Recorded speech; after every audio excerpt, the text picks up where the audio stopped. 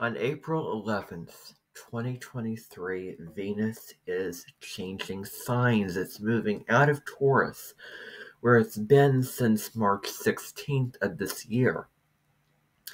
And so Venus is going to be in the sign of Gemini from April 11th to May 7th.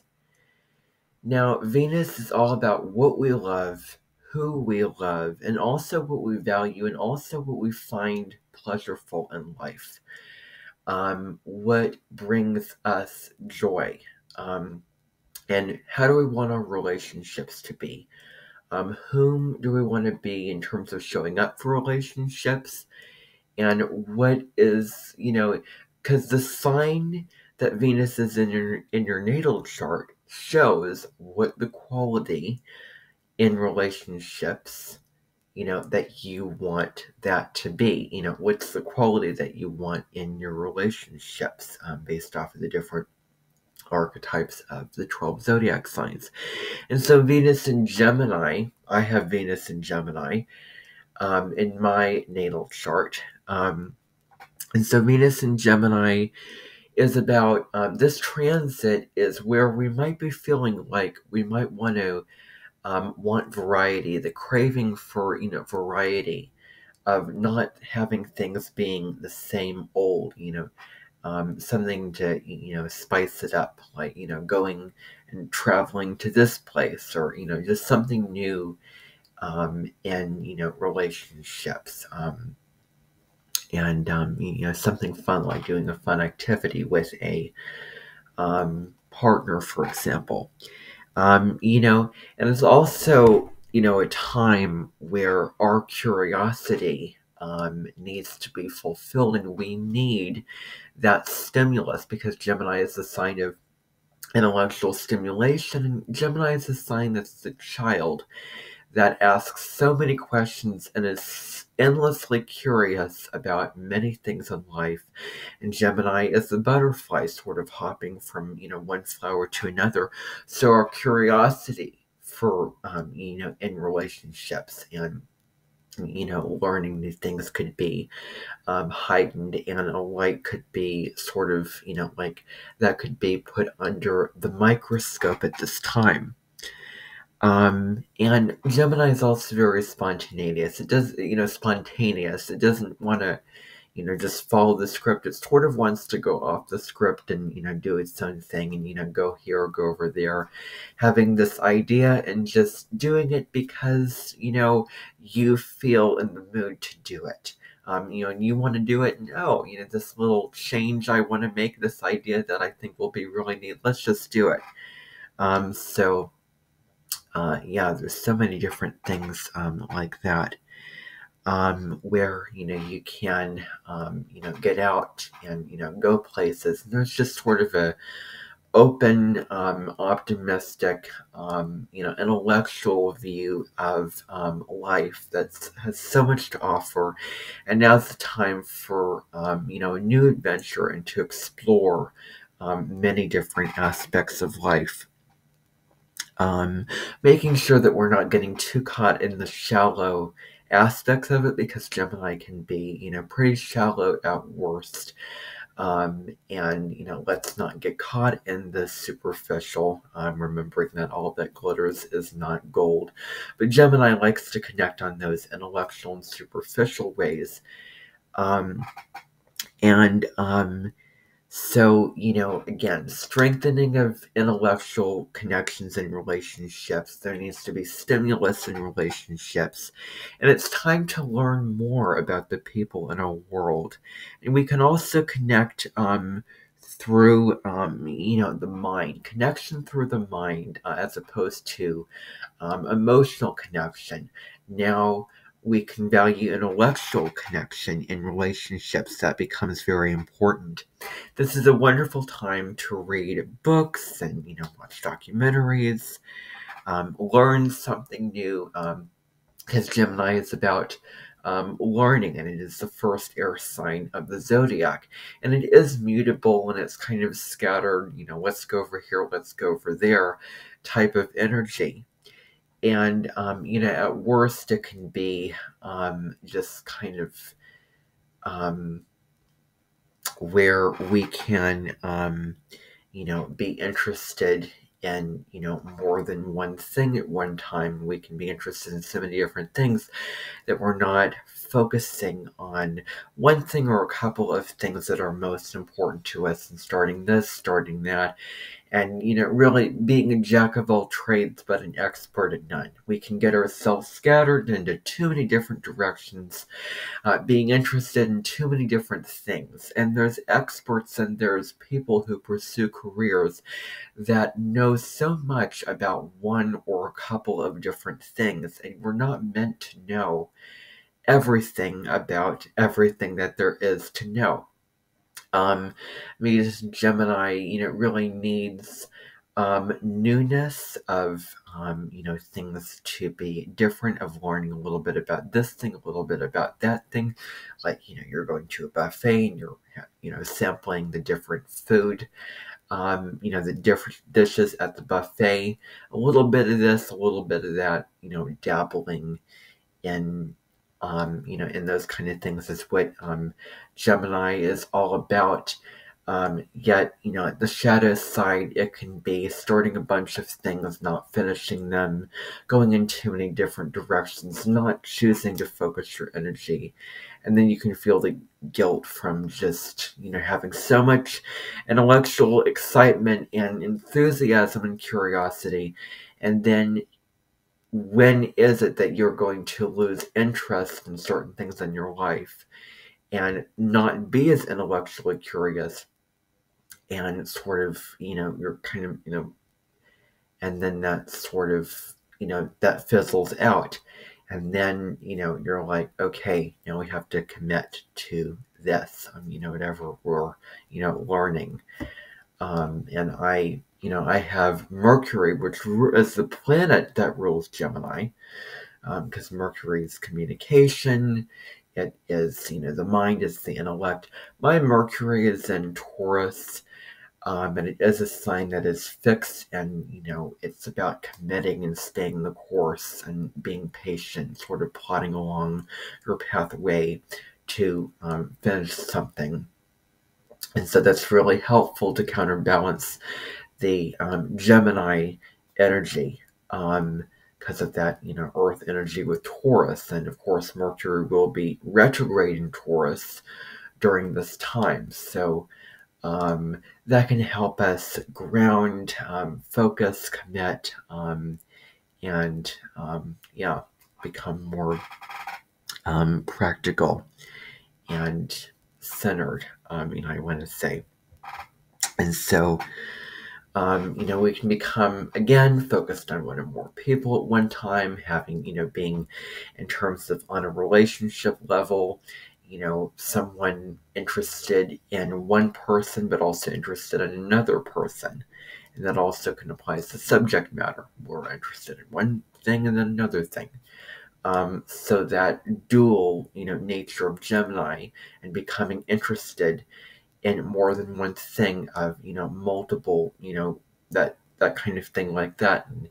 And being interested in multiple things at once, as relates a lot to Gemini. And of course, Mars was retrograde in Gemini. Venus will not be retrograde in Gemini. So that's a positive thing. And Mars retrograde in Gemini scattered a lot of us. Where our focus was scattered, it was hard to, have a sort of direction, like, I want to go here. We're sort of scattered all at once, plus getting, with the lack of clarity, the squares to Neptune, and just the lack of, motivation and drive to combine with the Mars retrograde energy. We're out of that picture now. Mars will not retrograde in the sign of Gemini for a very long time. And another thing is adaptability, being very, adaptable. Gemini is very chameleon-like. And that sort of chameleon, relates to adaptability. And, where we're just sort of taking what we have in our environment and being curious to that, and, Like, for example, the shelf that I have is, filled with books. Oh, I want to, read these books, or, oh, let's go out to the park, or let's take a walk, or, something like that. Because Gemini is also about what is in your community, your, neighborhood.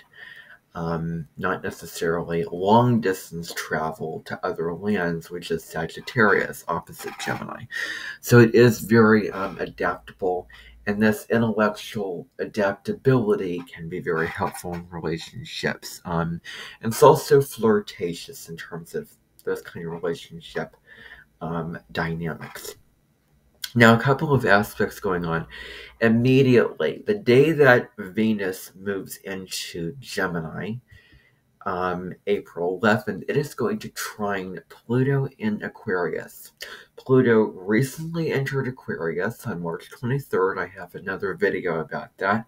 It's going to leave Aquarius on June 11th. But while it's here, it's sort of giving us a little taste of what that 20 to 21 year period of Pluto in Aquarius is going to mean for humanity. The world will be a very different place 20 years later from now. And so Venus is trining Pluto. Trines are energies of harmony. They're easy energy. Things seem to flow. Things seem to go together. Yet the downside is, what about growth? What about action? With the energy of trines, it can be so positive, and it's easy energy, that, where is that room for growth? If you have a lot of squares in your chart, then your soul really signed up to grow and evolve in huge ways that requires, possibly, a little bit more work and effort. But that's what your soul signed up for in this lifetime. So, Venus trine Pluto is about intensity. Pluto is the planet of intensity, destruction, and also death and rebirth in relationships, and power also. So this can relate to intensity in relationships. Your relationships could become more intense and more passionate. And it's a wonderful time to show that intensity and passion in relationships, and show how you really feel about your partner and really mean it. To get to know them on a deeper, more profound, more spiritual level, and transform with them. This can be passionate connections and knowing what you want in relationships, knowing who you want intensely, and going after it or them. So knowing what you value intensely, knowing what you like, knowing what you dislike, knowing what you want. And this can also be an aspect of loyal and deep connections to those that you love. Because Scorpio, demands, loyalty and depth in terms of connections. There's no, superficiality, no shallow or vagueness to be had in relationships, when it comes to Scorpio and Pluto, because Pluto is the modern ruler of Scorpio, and it's one of the rulers of the sign of Scorpio. So, deeper connections, knowing the person born at a deeper heart level, soul level. And also, because Venus rules over money as well, and Scorpio corresponds to the 8th house, inheritance, other people's money. So, money making, having a desire, because Pluto relates to desire. Scorpio relates to that also. So you know what you want, you know what you desire, and you're going into that, and then, making the money for your needs or wants, or all this kind of thing. So wonderful for really putting your focus on something that is based off of you earning the money for, achieving that thing and getting that in return, and going after it. um, and love, and there's a love for what you find pleasurable. There's an intense love and need for pleasure, as well, and what is delicious. And I also want to throw, sex into the mix because Pluto deals with those taboo topics. So that can be more common. Maybe more people feel, a desire for more of sex, in relationships during that time. I mean, I was reading an article called, Have More Sex, Please. So, it's talking about the, benefits of that in relationships. I don't want to go into that too much, but another aspect, which is happening on the 14th of April, so a couple of days after Venus enters Gemini. Now, keep in mind also that Jupiter and the Sun are going to come together in the sign of Aries also on the 11th. So that creates an optimistic, lucky energy where you can really go after what you want and bring your desires into, and, make them possible. Because nothing is impossible. Because Venus squaring Saturn on April 14th. What is this about? Saturn is about hard work.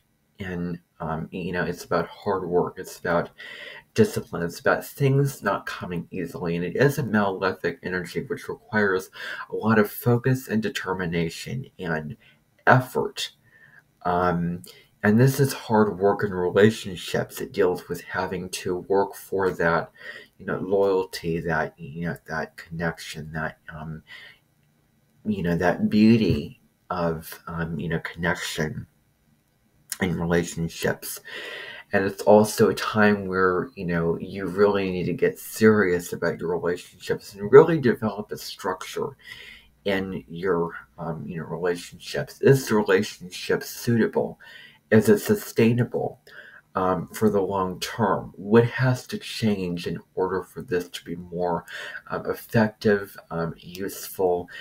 Does the relationship serve you? Does it not? Where it can feel really serious. There's maybe a little bit of disconnect or not feeling as emotionally connected to the person. And where relationships require a lot of work and really seeing what is and the reality of what has to change. And this is a time where, in terms of relationship money and your values, you're going to be having a kind of reality check where you're looking at absolutely what is. And then you can decide what has to happen because of that, what has to change. What has to be taken out of the equation, what has to be put in, who knows. So, um, you know, that's what's going on there. And then May 4th, just a couple days prior, just a day before a lunar eclipse in the sign of Scorpio on the 5th of May, we're going to be having Venus squaring Neptune. And a couple of different things. This can, Venus square Neptune is about you may be feeling insecure about how you, appear, how you present yourself. And you may feel, disconnected, out of sorts, a kind of, because Neptune is about, the ethereal, the other worlds and not being connected on the earthly plane. And Deborah Silverman, an astrologer and psychotherapist, the first astrologer I've ever started watching and followed, said that because Neptune rules Pisces, if there is a spaceship that would land on Earth, Pisces would be the first to board it. Because Pisces wants, there's a great desire for escapism. And there can be problems with, addictions, film, getting caught in the illusions of things, and getting off planet, where you're not grounded to the here and now of the logical, practical plane of Earth, and also could relate to being caught in victimhood, and also being taken advantage of in relationships. So where you're being taken advantage of, being, used in, in your relationship with certain, manipulation tactics, or other, issues going on. Look to where you might be being taken advantage of in your relationships also. So that might be something to examine and consider and reevaluate during this time, and what those relationship dynamics are. So that is your video on Venus in the sign of Gemini, this transit, and I hope that you enjoyed.